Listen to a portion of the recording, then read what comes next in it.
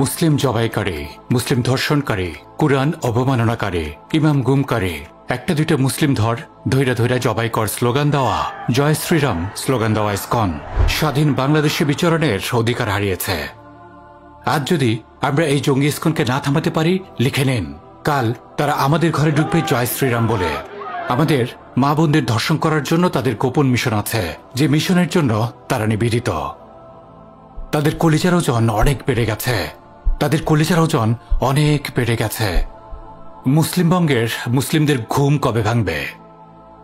কথা মাত্র একটা, এই দেশে ভারতের এজেন্ডাবাহী জঙ্গি ইসকনের কোনো স্থান নাই। No if no but, only full stop.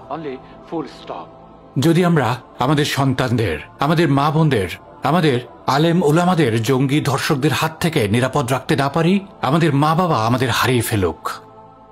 আজ আমরা হেরে গেলে কাল তারা জিতে যাবে।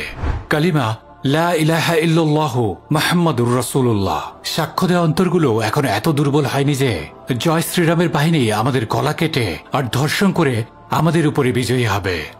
আওয়াজ তুলুন, রাজপথে নামুন, ছড়িয়ে দিন। কথার শুরু এবং কথার শেষ ইসকন নিষিদ্ধ করেই তবে থামবে বাংলাদেশ। ইসকন নিষিদ্ধ করেই তবে থামবে বাংলাদেশ।